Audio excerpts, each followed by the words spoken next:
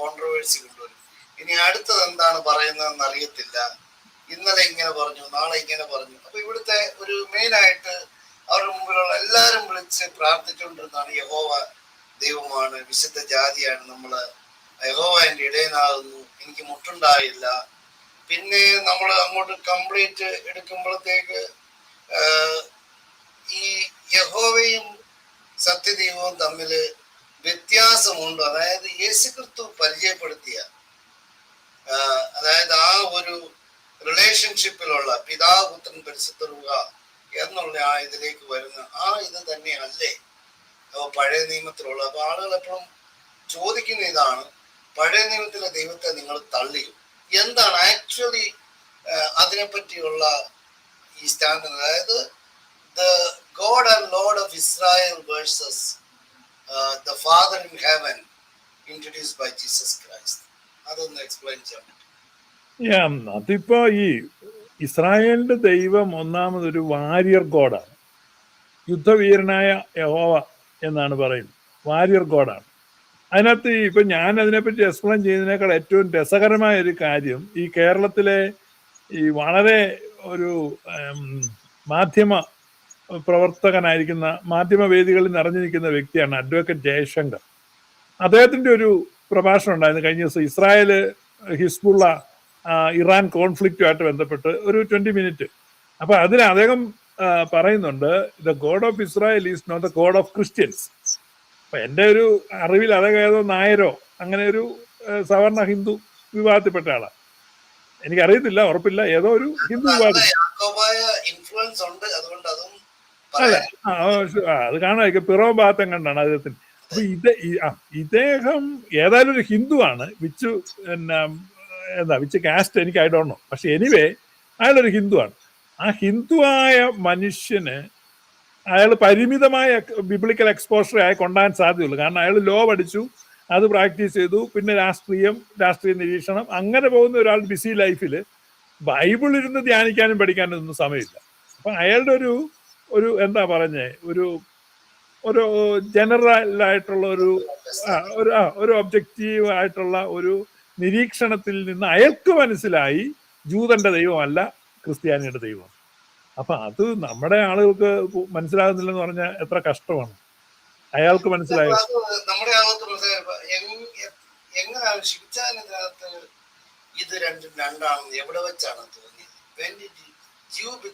അല്ല, എനിക്കിത് രണ്ടും രണ്ടാണെന്നൊന്നും തോന്നിയിട്ടില്ല. കാരണം ഞാൻ അതിനെ അങ്ങനെ നമ്മൾ കണക്കാക്കുന്നില്ലല്ലോ. കാരണം നമ്മളെ സംബന്ധിച്ചത് ഭക്തിയോടെ നമ്മൾ പ്രാർത്ഥിക്കുന്നു. അപ്പൊ പഴയ നിമിത്തം ദൈവം ഇങ്ങനെയൊക്കെ ആയിരുന്നു. പക്ഷേ പിന്നീട് ഇത് violence in the old testament എന്നുള്ളത് ഒരു ഇഷ്യൂ ആണ്. കാരണം യങ് ജനറേഷനുമായിട്ട് നമ്മൾ സമ്മതിക്കാൻ തുടങ്ങി. ഇപ്പൊ ഈ ഓൺലൈനിൽ വന്നപ്പോഴാണ് യങ് ജനറേഷനുമായിട്ട് സമ്മതിക്കാൻ തുടങ്ങിയപ്പോഴാണ് they are shooting questions after questions. അപ്പം അത് കാരണം പ്രത്യേകിച്ച് ഇപ്പോഴത്തെ ഈ ആളുകളെ, നമ്മുടെ യങ് ജനറേഷൻ, ഇപ്പൊ അമേരിക്കയിലുള്ള യൂത്തിനെ നോക്കിക്കഴിഞ്ഞാൽ അവർ വയലൻസിനോട് ഒരു താല്പര്യമില്ല. അവർക്ക് പ്രത്യേകിച്ച് കയർത്ത് സംസാരിക്കുന്ന പോലും ഇഷ്ടമില്ല. അപ്പൊ അവരെ സംബന്ധിച്ച് അവരൊരിക്കലും ഈ ദൈവത്തെ അക്കോമഡേറ്റ് ചെയ്യത്തില്ല, ഈ വാരിയർ ഗോഡിന്, അല്ലെങ്കിൽ ഈ വയലൻസ്.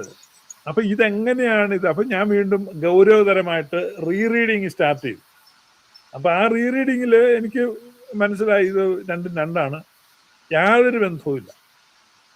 ആ ഒരു കൺവിക്ഷനിലെത്തി. അല്ലാതെ എന്നെയും വളരെ കുറച്ച് നമ്മുടെ വളരെ പ്രമുഖനായ ഒരു അച്ഛൻ ഒരിക്കൽ, എനിക്കിതൊന്നും അറിയത്തില്ലായിരുന്നു, ഒരിക്കൽ അദ്ദേഹം ചോദിച്ച ഒരു ചോദ്യം, അതാണ് എന്നെ അവിടെ പിടിച്ചു നിർത്തിയത്. ഇപ്പോഴൊന്നും അല്ല, 2014 അദ്ദേഹം ചോദിച്ച ചോദ്യമുണ്ട്, കിഴക്കോട്ട് തിരിഞ്ഞു നിന്ന് ദൈവമായ കർത്താവെ എന്ന് വിളിച്ച് പ്രാർത്ഥിക്കുകയും പടിഞ്ഞാട്ട് തിരിഞ്ഞു നിന്ന് യഹോവ എന്ന് പറഞ്ഞ് പ്രസംഗിക്കുകയും ചെയ്താൽ ഇതെങ്ങനെ പൊരുത്തപ്പെട്ടു പോകുന്നു ചോദിച്ചു. അപ്പൊ അതെനിക്കൊരു ഇതായിരുന്നു. അപ്പം മുഴുവൻ എനിക്ക് അറിയത്തില്ല, എങ്കിലും ശിവചാൻ അതിനെപ്പറ്റി ഒന്ന് പറയാൻ പറ്റും? എന്താണ് ആ ഒരു കോൺസെപ്റ്റ്? എന്താണ് നമ്മൾ പ്രാർത്ഥിക്കുന്നത് വേഴ്സസ് ഓർത്തഡോക്സ് പ്രയറിൽ എപ്പോഴും ultimate worship goes to Father, Son and Holy Spirit. പിതാവ്, പുത്രൻ, പരിശുദ്ധാത്മാവ്. ഈ പിതാവ് പുത്രൻ പരിശുദ്ധാത്മാവ് എന്ന് പറഞ്ഞാൽ 3 ന്യൂമാകളാണ്, 3 ഹൈപ്പോസ്റ്റാസിസ്. അതൊരു റിലേഷൻഷിപ്പാണ്. യഹോവ എന്ന് പറഞ്ഞാൽ എ മോൺസ്റ്റർ ആണ്. മോൺസ്റ്റർ എന്ന വാക്ക് ഞാൻ മനഃപൂർവ്വം ഉപയോഗിക്കുന്നതാണ്. It's a blood thirsty monster. രക്തദാഹിയായ ഒരു മോൺസ്റ്റർ ആണ്. കാരണം അദ്ദേഹം എത്രയോ പ്രാവശ്യം കൺഫസ് ചെയ്യുന്നുണ്ട്, ഞാൻ ഏകനാണ്, എൻ്റെ കൂടെ വേറെ ആരുമില്ല, ഞാൻ ഏകനാണ്, ഞാൻ ഏകനാണ് എന്ന് 100 ആവർത്തി പറയുന്നുണ്ട്. അപ്പോൾ ഒരിക്കലും ഒരു ക്രിസ്തീയ ദൈവദർശനത്തിലുള്ള ഒരു തരത്തിലുള്ള മൃദുലഭാവങ്ങളും ഇല്ലാത്ത രക്തദാഹിയായ ഒരു വാരിയർ ഗോഡാണ്, a mountain god. That is Jehovah. Jehovah ഒരിക്കലും ട്രിനിറ്റി ആവില്ല. ഇപ്പം യഹോവ ട്രിനിറ്റി ആണെന്ന് പറഞ്ഞ് പല ആളുകളും തെളിയിക്കാമെന്നൊക്കെ പറഞ്ഞ് നമ്മുടെ ലൈവിലൊക്കെ ജോയിൻ ചെയ്തിട്ടുണ്ട്. അതിൻ്റെയൊക്കെ റെക്കോർഡിങ്സ് നമ്മുടെ ചാനലിലുണ്ട്. അവരൊക്കെ വന്ന് വളരെ ദയനീയമായിട്ടെന്ന് പറഞ്ഞാൽ വളരെ എത്രയോ വികലമായ ചിന്തകളാണെന്നറിയാമോ. ഒരു ഉദാഹരണത്തിന് വേണേൽ ഞാനൊരു തമാശ, ഇപ്പം നമുക്കൊരു ഐസ് ബ്രേക്കിങ്ങിന് വേണേ എന്തോ ഒരു ഞാൻ കേൾപ്പിക്കാം, ഒരു തമാശ കേൾപ്പിക്കാം. ഇപ്പൊ ഈ സോഷ്യൽ മീഡിയയിലൊക്കെ ഈ കത്തോലിക്കരുടെ ഇടയിലെ ഒരു പ്രസംഗങ്ങളുണ്ട്. അദ്ദേഹത്തിന്റെ പേര് ടിസൺ തോമസ് എന്നാണ്. ഇപ്പൊ ഇദ്ദേഹം ഈ ട്രിനിറ്റിയെ പഠിപ്പിക്കുന്ന ഒരു രംഗം കേൾക്കും. അപ്പൊ എത്ര കൺഫ്യൂസ്ഡ് ആണ് ഇവർ. അപ്പൊ എന്നെ സംബന്ധിച്ച് ഇവരെ വിളിക്കാനുള്ളത് കൺഫ്യൂസ്ഡ് ഇഡിയറ്റ് എന്ന് വേണേൽ വിളിക്കാം. ഞാൻ ഇത് കേട്ടു നോക്ക്, പ്രേക്ഷകർക്കും നല്ല രസമുള്ള കാര്യമാണ്, ഇത് കേൾക്കുന്നതല്ല. കേട്ടോ. ദൈവവിശ്വാസം ഏകദൈവവിശ്വാസമാണെന്ന് നമുക്ക് സ്ഥാപിക്കാൻ പറ്റില്ല. പക്ഷെ ഇവരുടെ ദൈവവിശ്വാസവും ഏകദൈവവിശ്വാസമാണെന്ന് നമുക്ക് ബഹുദൈവവിശ്വാസമാണ്. പക്ഷെ അതുകൊണ്ട് നമ്മളുടെ ദൈവവിശ്വാസം ഏകദൈവവിശ്വാസമാണെന്ന് നമുക്ക് സ്ഥാപിക്കാൻ പറ്റില്ല. പക്ഷെ ഇവരുടെ ദൈവവിശ്വാസവും ഏകദൈവവിശ്വാസമാണെന്ന് നമുക്ക് ബഹുദൈവവിശ്വാസമാണെന്ന് നമുക്ക് സ്ഥാപിക്കാൻ പറ്റും. നമ്മള് ത്രിയേക ദൈവവിശ്വാസമാണ്. അത് ഏക ദൈവവിശ്വാസം മാത്രമല്ല, ഏക ദൈവത്തിൽ 3 ദൈവങ്ങളുള്ള വിശ്വാസമാണ്. അത് അങ്ങനെ തന്നെ നമ്മൾ ഏകദൈവത്തിൽ 3 ദൈവങ്ങളല്ല ഡിസംബ്രദറെ, 3 ദൈവങ്ങളല്ല, 3 വ്യക്തിത്വം, 3 ആളത്വം, പേഴ്സൺസ് അല്ല. ഇതിനകത്തുള്ള 3 പേഴ്സൺ എന്ന് പറഞ്ഞാൽ 3 ദൈവമല്ല. ഇവിടെ പേഴ്സൺ ആണല്ലോ പ്രസക്തി. ദൈവം ശക്തിയായ പിന്നെ പ്രസക്തി ഇല്ലല്ലോ. പേഴ്സൺ ആണ്, 3 മൈൻഡാണ്, പൂർണ്ണ വ്യക്തിത്വമുള്ള 3 മൈൻഡാണ്.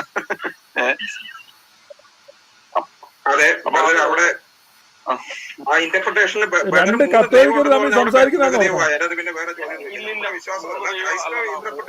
രണ്ട് കത്തോലിക്കർ തമ്മിലുള്ള സംസാരം അത് കേട്ടോണം, മനസ്സിലായില്ല? കത്തോലിക്ക സഭയുടെ ഒരു ഗതികേട്.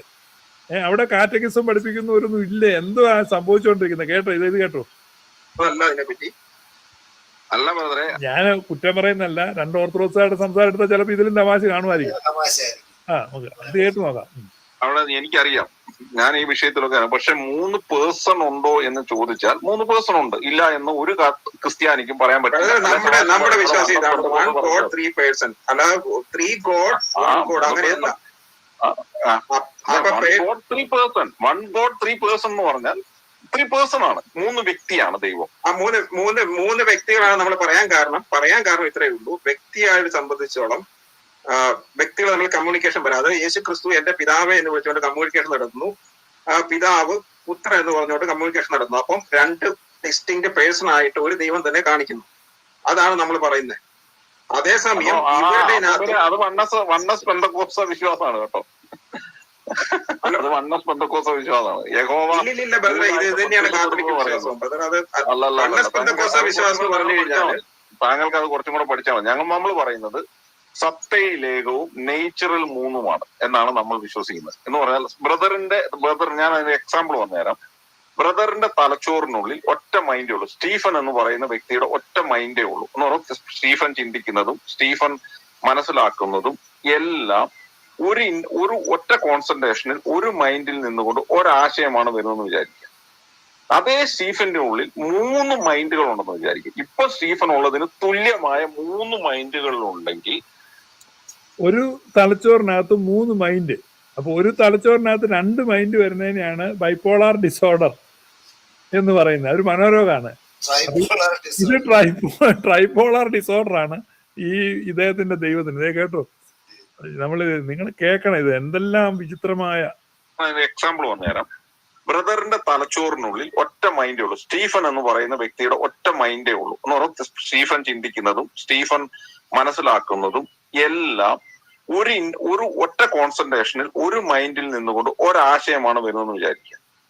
അതേ സ്റ്റീഫന്റെ ഉള്ളിൽ 3 മൈൻഡുകൾ ഉണ്ടെന്ന് വിചാരിക്കും. ഇപ്പൊ സ്റ്റീഫൻ ഉള്ളതിന് തുല്യമായ 3 മൈൻഡുകൾ ഉണ്ടെങ്കിൽ സ്റ്റീഫന്റെ ഒരേ അസ്തിത്വത്തിനുള്ളിൽ 3 മൈൻഡുള്ള അല്ലെങ്കിൽ 3 പേഴ്സൺസ് ഉണ്ടെന്ന് നമുക്ക് പറയാൻ പറ്റും. കാരണം വ്യത്യസ്തമായി സ്വതന്ത്രമായി ചിന്തിക്കാനും തീരുമാനമെടുക്കാനും സഹകരിക്കാനും കഴിയുന്ന, വേണമെങ്കിൽ സഹകരിക്കാതിരിക്കാനും കഴിയുന്ന 3 വ്യക്തിത്വങ്ങൾ. ഇത് കൂടുതൽ കേൾക്കാനും ഉള്ള ശക്തി അല്ല. ഇത് ഞാൻ പറഞ്ഞ എന്നാന്ന് വെച്ചാൽ ഇങ്ങനെയുള്ള വികലമായ ചിന്തകളാണ് ആളുകൾക്കുള്ളത്. അപ്പൊ അതുകൊണ്ട് അവരെ സംബന്ധിച്ച് ട്രൂത്ത് വളരെ ബുദ്ധിമുട്ടാണ് ഉൾക്കൊള്ളാൻ. അപ്പം അവരുടെ കുറച്ച് കാര്യങ്ങൾ മനസ്സിലാവും. പക്ഷെ എന്നാലും അതായത് ഈ എന്തുകൊണ്ട് father in heaven cannot be യഹോവ, ഇവിടെ എല്ലാരും പറയുന്നത് പിതാവ് എന്ന് പറഞ്ഞ യഹോവയാണെന്ന് അവർ ചിന്തിച്ചിരിക്കുക, പുത്രൻ എന്ന് പറഞ്ഞാൽ യേശു ക്രിസ്തുവാണ്. പിന്നെ പരിശുദ്ധാത്മാവിന് പേരില്ലാത്ത കാരണം അവര് ഒന്നും പറയുന്നില്ല. മൽക്കീസദേക്കാണ് ചെല്ലു പറയുന്നുണ്ട്. ഞാൻ ഇതില് ആശ്ചര്യപ്പെടുകയല്ലാതെ ഞാന് എന്താ പറയാൻ അറിയത്തില്ല. So I want your conviction. ഞാൻ എന്റെ ഐഡിയ പറയാൻ എനിക്ക് താല്പര്യമില്ല. But I want your thing to say that hey why do you think യഹോവയല്ല ഈ പിതാവാം ദൈവം പറയാനുള്ള യഹോവയല്ല പിതാവായ ദൈവം എന്ന് പറയാൻ 100 കാരണങ്ങൾ ബൈബിളിൽ കാണാം. എന്നാൽ യഹോവയാണ് 5 മതി. എനിക്ക് 5 സ്ട്രോങ് ആയിരിക്കണം ആർഗ്യുമെന്റ്. നാളെ അത് വെച്ചിട്ട് പുറകോട്ടൊന്നും പോകാൻ പറ്റത്തില്ല. 5 കോൺട്രഡിക്ഷൻ വരാൻ പാടില്ല. ഓക്കെ, 5 പറയാന്ന് കഴിഞ്ഞാൽ ഇപ്പം ഒന്നാമത്തെ പോയിന്റ് എന്ന് പറഞ്ഞാൽ യഹോവ അരുളി ചെയ്യുന്നു, യഹോവ കൂരിരുളിലാണ് വസിക്കുന്നത്. അത് ശലോമോൻ പറയുന്നുണ്ട്, യഹോവ കൂരിരുളിൽ വസിക്കുന്നു എന്ന് താൻ അരുളി ചെയ്തു. കൂരിരുളിൽ വസിക്കാൻ വെളിച്ചമില്ലെന്നുള്ള ഒരു സിറ്റുവേഷനിലാ പറയുന്നേ ഉള്ളൂ. അതിപ്പം അവിടെ പറഞ്ഞു വെളിച്ചം ഉണ്ടാകട്ടെ എന്ന് ദൈവം കൽപ്പിച്ചു. അത് കഴിഞ്ഞ് പിന്നെയാണ് അപ്പം അവിടെ ആഴത്തിന്റെ മുഖങ്ങൾ ഇരുളുണ്ടായിരുന്നു എന്ന് പറഞ്ഞ് രാജേഷ് ബ്രദർ എന്ന് പറഞ്ഞ അദ്ദേഹം ഇവിടെ സംസാരിക്കുന്നുണ്ടാണ്. അപ്പൊ അതിന് എന്ത് ന്യായം പറയാം? അപ്പൊ അതിലൂടെ ശരിയാകുന്നില്ലല്ലോ. അപ്പം അങ്ങനെ ഉണ്ടെങ്കിൽ അന്ന് ആ ദൈവം കൂരിരുളല്ലേ വസിച്ചത്? അല്ല, എനിക്കത് മനസ്സിലായില്ല. കോണ്ടെക്സ്റ്റിലാണ് പറയുന്നത്. അതായത് ആദിയിൽ ദൈവം ആകാശം ഭൂമി സൃഷ്ടിച്ചു, ഭൂമി പാഴും ശൂന്യമായിരുന്നു, ആഴത്തിന്റെ മുഖങ്ങൾ ഇതുണ്ടായിരുന്നു, അങ്ങനെ പറയുന്ന ആ ഭാഗമില്ലേ ഒന്നാമത്തെ സങ്കീർത്തനം.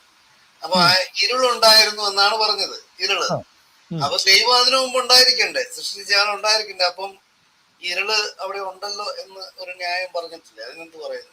അപ്പൊ കൂരിരുൾ എന്ന് പറയുന്നത് ഒരു ന്യായമായിട്ട് എനിക്കെടുക്കാൻ പറ്റുന്നില്ല. അല്ല, പക്ഷെ അത് ബൈബിളിലെ വാക്യങ്ങളെ നമ്മൾ ആ അർത്ഥത്തിൽ എടുക്കുന്നവർക്ക് ആണ് ഇത് ബാധിക്കുന്നത്. അല്ലാതെ അതങ്ങനെ ആയിരിക്കാൻ സാധ്യതയില്ല എന്ന് പറഞ്ഞാൽ ബൈബിൾ ശരിയല്ല എന്നുള്ളതാണ്. ബൈബിളിൽ ഷിച്ചാന്റെ ഇതിനകത്ത് ഇപ്പൊ ബൈബിള് ഇത് ഇരുമ്പോലൊക്കെയാണെന്ന് വിചാരിക്കുന്ന അവരുടെ മുമ്പിൽ ഈ വാദം ശരിയാവും. പക്ഷെ ഒരു ഓർത്തഡോക്സിയോ അല്ലെങ്കിൽ അതേപോലെ ഒരു ചിന്തയിലിരിക്കുകയാണ്. പക്ഷെ അവരിപ്പോഴും യഹോവയാണ് ദൈവമെന്ന് പിടിച്ചിരിക്കുകയാണ്. അവരുടെ അടുത്ത് ഈ വാചകത്തിന് ഈ ഒരു വാക്യം വില പോകുമെന്ന് എനിക്ക് തോന്നുന്നില്ല. ഞാനാണ് എടുക്കത്തില്ല. ഞാൻ ഇതിനെതിരേക്കാണ് ഞാൻ എടുക്കത്തില്ല. അപ്പൊ യഹോവ എവിടെ വസിക്കുന്നെന്നാ പറയുന്നത്? എനിക്കറിയത്തില്ല യഹോവ എവിടെയാ വസിക്കുന്നതെന്ന്. യഹോവ പറയുന്നത് അദ്ദേഹം കൂരിരുളിൽ വസിക്കുമെന്നാണ്. അപ്പൊ അതെങ്ങനെയാണ് പിന്നെ മനസ്സിലാക്കാൻ പറ്റുന്നത്?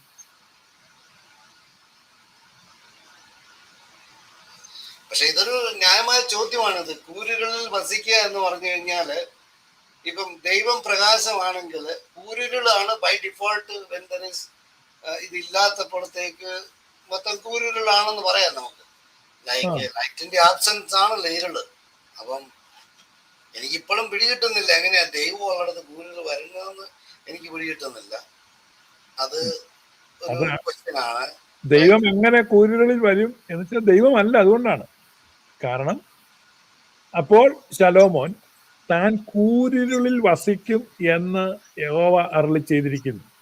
Then spoke Solomon, the Lord said that he would dwell in the thick darkness. അപ്പൊ തിക് ഡാർക്ക്നെസ് എന്ന് പറഞ്ഞു, നിങ്ങൾ അത് ശ്രദ്ധിക്കണം. കട്ടി കൂടിയ ഇരുട്ടെന്ന്, വെറും ഡാർക്ക്നെസ് അത്. കുറ്റാക്കൂറ്റിരുട്ടെന്ന് നമ്മൾ പറയുന്ന കണ്ണി കുത്തിയാൽ അറിയുകയില്ലാത്ത ഇരുട്ടെന്നൊക്കെ വേണേ പറയാം. മനസ്സിലായി? വെറും ഡാർക്ക്നെസ് അല്ല, തിക് ഡാർക്ക്നെസ്. അപ്പൊ ഗോഡ് ഡ്വെൽസ്, അത് സോളമൻ പറയുന്നു, the God of Israel dwells in thick darkness എന്ന് പറഞ്ഞു കഴിഞ്ഞാൽ കട്ടി കൂടിയ അല്ലെങ്കിൽ എന്താ കുറ്റാക്കൂരിരുട്ട് അല്ലേ? കുറ്റാക്കൂറ്റിരുട്ട് അങ്ങനെ നമ്മള് കേട്ടിരിക്കുന്നത്. ഈ പഴയ ഈ ഭീകര കഥകളൊക്കെ വായിക്കുമ്പോൾ പണ്ടത്തെ അതിനകത്ത് കുറ്റാക്കൂറ്റിരുട്ടിൽ അങ്ങനെ അപ്പൊ അതുപോലെ ഒരു ഇരുട്ടാണ്. ഇനി എന്റെ ചോദ്യം, പൗലൂസ്ലീഹായ ഈ ഓൾഡ് ടെസ്റ്റ്മെന്റിൽ നിഷ്ണാതനായിരുന്നു അല്ലെ? he was an Hebrew from Hebrew എന്ന് എഴുതിയിരിക്കുന്നത്. എബ്രായരിൽ നിന്ന് ജനിച്ച എബ്രായൻ, ബെന്യാമിൻ ഗോത്രക്കാരൻ, ഇസ്രായേൽ ജാതിക്കാരൻ, 8-ാം നാളിൽ പരിച്ഛേദനയേറ്റവൻ, ന്യായപ്രമാണം സംബന്ധിച്ച് പരീശൻ, ന്യായപ്രമാണത്തുള്ള തീഷ്ണ നിമിത്തം സഭയെ ഉപദ്രവിച്ചവൻ, ന്യായപ്രമാണത്തിലെ നീതി സംബന്ധിച്ച് അനിന്യൻ, ഗമാലിയലിന്റെ കാൽക്കീഴിൽ ഇരുന്ന് പഠിച്ചവൻ. ഇങ്ങനെ അദ്ദേഹം ക്രെഡൻഷ്യൽസ് അങ്ങനെ പറയുന്ന ഒരാളാണ്. അദ്ദേഹം ഈ വാക്യം വായിച്ചിട്ടില്ലേ? ശലോമോൻ പറഞ്ഞ്, ശലോമോൻ പറയാണ്, നമ്മുടെ ദൈവം, ഇസ്രായേലിന്റെ ദൈവം എവിടെ വസിക്കും? കൂരിരുളിൽ വസിക്കും. പൗലുസ്ലിയ ലേഖനം എഴുതുക പറയാണ്, താൻ മാത്രം അമർത്യതയുള്ളവനും അടുത്തുകൂടാത്ത വെളിച്ചത്തിൽ വസിക്കുന്നത്. കണ്ടോ, വെറുതെ വെളിച്ചമൊന്നുമല്ല പറയുന്നത്. അപ്പൊ ഒന്ന് എക്സ്ട്രീം ഡാർക്ക്നെസ് ആണ്, ഇത് എക്സ്ട്രീം ലൈറ്റ് ആണ്. So dwelling in the light which no man can approach and, അടുത്തുകൂടാത്ത വെളിച്ചത്തിൽ വസിക്കുന്നത്, മനുഷ്യർ ആരും കാണാത്തവനും കാണാൻ കഴിയാത്തവനും തക്ക സമയത്ത് പ്രത്യക്ഷ വരുത്തും. അപ്പം ഇവിടെ പറയുന്ന രണ്ട് എക്സ്ട്രീം. ഇപ്പൊ ഡാർക്ക്നെസ് ആൻഡ് ലൈറ്റ് എന്ന് പറയുകയാണെങ്കിൽ നമുക്കത് ഞാനിപ്പോ അതിനെ ഒന്ന് ഖണ്ഡിക്കാൻ ഞാനൊരു കാര്യം എടുക്കുവാണ്. ഇതിന്റെ ഒരു കോണ്ടെക്സ്റ്റ് ഉണ്ട്. ഞാൻ പറഞ്ഞല്ലോ, കോണ്ടെക്സ്റ്റും പ്രീടെക്സ്റ്റും കൊടുക്കണം. അപ്പൊ ഞാനിത് പണ്ട് വായിച്ചപ്പോ എനിക്ക് മനസ്സിലായെന്ന് പറഞ്ഞാൽ, ഈ ശലോമോൻ ഈ ദേവാലയം പണിയാൻ പോകുമ്പോൾ യഹോവ പറഞ്ഞു, നമുക്ക് ഇതും മതി, എന്തുവാണ് എനിക്കിതൊന്നും വേണ്ട എന്നുള്ള രീതിയിലാണ് ഞാൻ അതിനെ മനസ്സിലാക്കി. ഞാൻ ഈ കൂടാരത്തിൽ കിടന്നോളാം, എനിക്ക് എന്തിനാ ഇതൊക്കെ, ഒരു കാര്യമൊന്നും ഇല്ലല്ലോ എന്നുള്ള രീതിയില്. അപ്പൊ പുള്ളി ആ ഒരു കോണ്ടെക്സ്റ്റ്, ഞാൻ ഈ കൂരിലാണെങ്കിൽ ഞാൻ വച്ചോളാം എന്നൊരു കോണ്ടെക്സ്റ്റിലാണ് യഹോവ പറയുന്നത്. വളരെ ആ ഒരു ധന്യനായ ആ ചെറിയ എന്ന് പറഞ്ഞാൽ നമ്മൾ പറയുമല്ലോ, ഒരു കഞ്ഞിയും മുളക് ചമ്മന്തി ഉണ്ടെങ്കിൽ അതുകൊണ്ടങ്ങ് പൊക്കോളാമെന്ന് വിചാരിക്കുന്ന ആ ഒരു ആറ്റിറ്റ്യൂഡിലാണ് ഇത് പറഞ്ഞെങ്കിൽ എന്ത് പറയാൻ പറ്റും? ഈ കൂരിലുള്ളിൽ ഞാൻ വസിച്ചോളാം, എനിക്ക് എന്തിനാ ഇത്രയും വലിയ ഒരു ആലയത്തിന്റെ ആവശ്യമില്ലല്ലോ എന്നുള്ളത് പറഞ്ഞാൽ അത് അംഗീകരിക്കും. ഞാൻ അങ്ങനെയായിരുന്നു അതിനെ എടുത്തിരുന്നത് കേട്ടോ. So that's what my conviction was like that. ഞാൻ ഓൾഡ് ടെസ്റ്റ്മെന്റ് ആദ്യം വായിച്ചത്. അല്ലത് എനിക്ക് മനസ്സിലായില്ല എങ്ങനെയാ അത്. അതായത് ശലോമോനോടല്ല, ദാവീദിനോട് ഇത് പറഞ്ഞതിന് ശേഷം അവസാനം ശലോമോൻ ഇത് പറയുന്നതിന് മുമ്പുള്ള ഒരു കോണ്ടെക്സ്റ്റ് എന്ന് പറഞ്ഞാൽ, എനിക്കിതിൻ്റെ ഒന്നും ആവശ്യമില്ലായിരുന്നല്ലോ, ഞാൻ ഈ കൂടാരത്തിൽ വസിച്ചുകൊണ്ടാണ്, എനിക്കെന്തിനാണ് ഇത്രയും ഒരു വലിയ സംവിധാനം ഒന്നും വേണ്ടല്ലോ എന്ന് പറഞ്ഞ ഒരു സ്നേഹവാനായ യഹോവ അവിടെ ഉണ്ടായിരുന്നപ്പോ അദ്ദേഹം ഒരു സ്നേഹമല്ല, കൊണ്ട് പറഞ്ഞതായിരിക്കുമോ? എക്സാക്ട്ലി. അതായത് അത് തന്നെ കറക്റ്റ് ആയിട്ട് എളിമ, അതായത് ദൈവത്തിന്റെ ആ എളിമ, താഴാഴ്മ എന്നൊക്കെ നമ്മൾ പറയുമല്ലോ. അല്ല, എന്താണ് അതായത് സമാഗമന കൂടാതെ ഇരുട്ടായിരുന്നു, ഞാൻ അവിടെ അതുപോലെ ഇരുന്നോളാന്ന് പറഞ്ഞ അങ്ങനെ അങ്ങനെയല്ലല്ലോ. യെരൂശലേം ദേവാലയം വന്നപ്പോഴും അവിടെ അതിവിശുദ്ധ സ്ഥലത്ത് ഇരുട്ടുണ്ടല്ലോ. ഈ അതിവിശുദ്ധ സ്ഥലം ഉണ്ടാക്കിയപ്പോഴും അവിടെ, പക്ഷെ അവിടെ ലൈറ്റ് എപ്പോ ഇരിക്കുന്നില്ല. No light. അതിവിശുദ്ധ സ്ഥലം എന്ന് പറഞ്ഞാൽ കട്ടി കൂടിയ തിരശ്ശീല, നമ്മുടെ പള്ളിയിലെ തിരശ്ശീല പോലെ അല്ല. ആക്ച്വലി യെരൂശലേം ദൈവാലയത്തിന്റെ തിരശ്ശീല എന്ന് പറഞ്ഞാൽ അതിന് 8 ഇഞ്ച് കനം ഉണ്ടായിരുന്നു. 8 ഇഞ്ച് കനം. അപ്പൊ 8 ഇഞ്ച് കനമുള്ള ഈ തിരശ്ശീലയാണ് ഇട്ടിരിക്കുന്നത്. അതങ്ങ് മുകളിൽ നിന്ന് താഴോട്ട് ഇട്ടിട്ട് ഒരു പഴുത് പോലും ഇല്ല. എന്ന് പറഞ്ഞാൽ സൂചിയുടെ വെളിച്ചം പോലും അതിനകത്ത് കയറത്തില്ല. കൂരിരുട്ടാണ് അതിവിശുദ്ധ സ്ഥലം. അപ്പൊ ഈ പുള്ളിയെ വെച്ചിരിക്കുന്നത് കൂരിട്ട്, ആണ്ടിലൊരിക്കലും ഒരാൾക്ക് അവിടെ കയറാൻ പറ്റും. മനോഹരമായിരിക്കുന്ന സ്ഥലം എവിടെയാണ്? അതെവിടെയായിരിക്കുന്നത്? അത് നടുക്ക രണ്ടാമത്തെ ഇടയ്ക്കുള്ള സ്ഥലത്താണ്. അതെ അതെ അതെ. ഈ അതിവിശുദ്ധ സ്ഥലത്ത് ഈ യാഗപീഠം മാത്രമേ ഉള്ളൂ. അവിടെയാണ് തിരുനിവാസം, അവിടെയാണ് ഈ ഇദ്ദേഹം വസിക്കുന്നത്. അത് കൂരിരുട്ടാണ്. അപ്പൊ ഞാൻ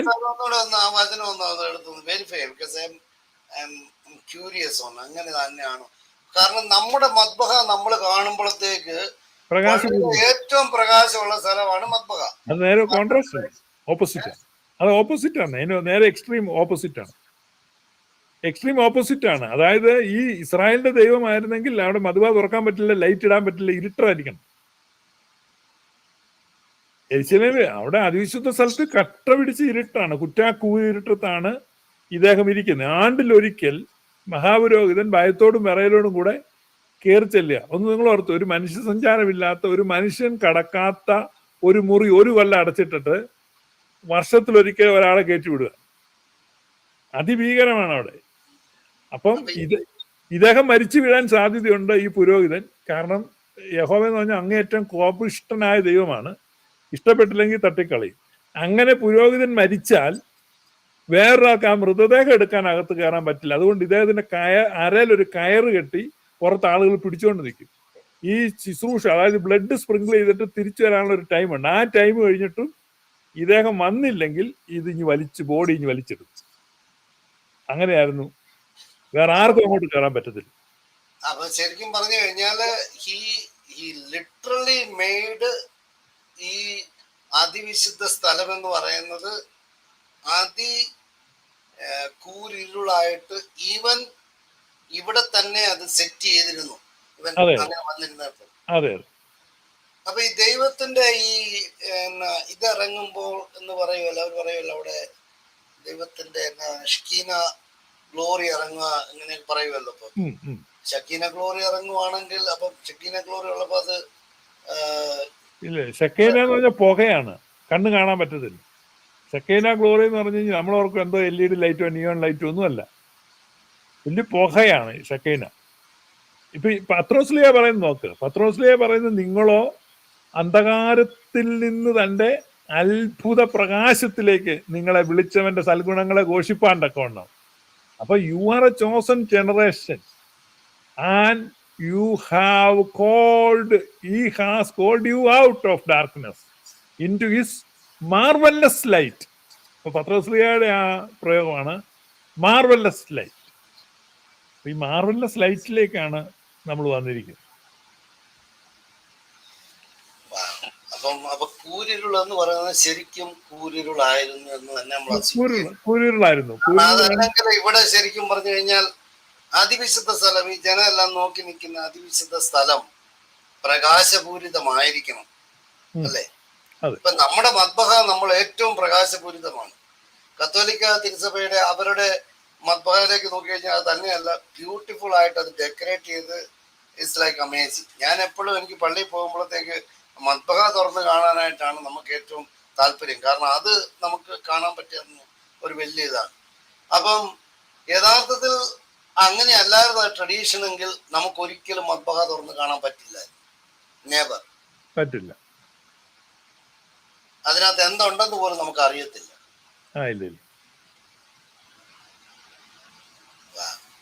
okay, I take that argument. ഇനി ഇത് വേറെ ആളുകൾക്ക് ഇതൊക്കെ ഡിഫെൻഡ് ചെയ്യാനുണ്ടെങ്കിൽ നിങ്ങൾ ഇതെല്ലാം എഴുതി വെച്ചിട്ട് ഇങ്ങനെ അല്ലായിരുന്നു എന്ന് പറഞ്ഞ് ഇദ്ദേഹത്തിനെ നിങ്ങൾ ഡിഫെൻഡ് ചെയ്യണം. ഞാനിത് എനിക്കറിയാവുന്ന രീതിയിലുള്ള ക്വസ്റ്റ്യൻസ് ആണ് ഞാൻ ചോദിക്കുന്നത്. എന്റെ സംശയങ്ങളും അത് എന്നോട് വന്ന് ചോദിച്ചിട്ടുള്ളൂ. There is no light in Old Testament. There is no light. Old Testamentൽ ഒരു വെളിച്ചവുമില്ല. The light comes in the New Testament. അതുകൊണ്ട് പൗലോസ് പറയുന്നുണ്ട്, പഴയ നിയമം വായിക്കുമ്പോഴൊക്കെ ഹൃദയത്തിന്റെ മേൽ ആ മൂടുപടം വീഴും, ക്രിസ്തുവിലേക്ക് തിരിഞ്ഞാൽ മൂടുപടം മാറും. അപ്പൊ അതുകൊണ്ടാണ് യാക്കോബായ പള്ളിയില് പഴമ വായിക്കുമ്പോൾ തിരശീല വലിച്ചിട്ടിരിക്കുന്നത്. കാരണം പഴമ വായിക്കുമ്പോൾ ഹൃദയത്തിന്റെ മേൽ മൂടുപടം ഉണ്ടെന്ന് കാണിക്കാനാണ് ഈ തിരശീല വലിച്ച് അങ്ങോട്ടിടുന്നത്. അത് പള്ളിയുടെ തിരശീല അല്ല, ആ കേൾക്കുന്നവന്റെ ഹൃദയത്തിന്റെ തിരശീലയാണ് വലിച്ചിട്ടിരിക്കുന്നത്. എന്നിട്ട് പിന്നെ നമ്മൾ കുർബാനയ്ക്ക് കയറുന്ന തിരശീല അങ്ങോട്ട് മാറ്റുമ്പം ഈ വിശ്വാസികളുടെ ഹൃദയത്തിലെ തിരശീല മാറി എന്നുള്ളതാണ്.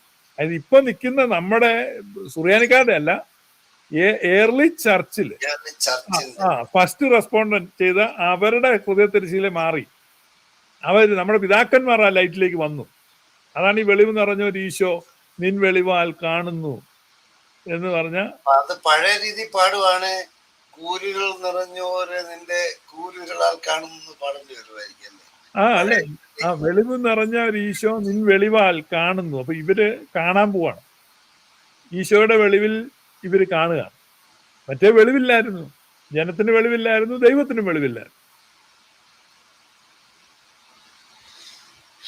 Yeah, okay. So how about another 4 more arguments, strong arguments? അല്ല, ഞാനിപ്പോ ഈ വാക്യം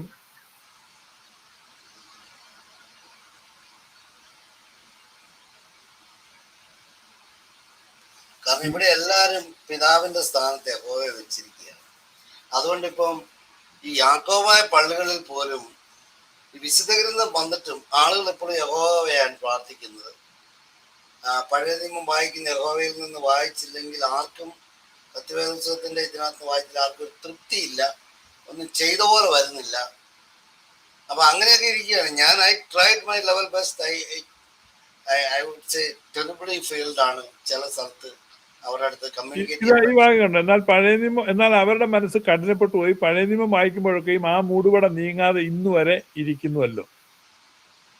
അപ്പം whenever you read the Old Testament, there is a veil.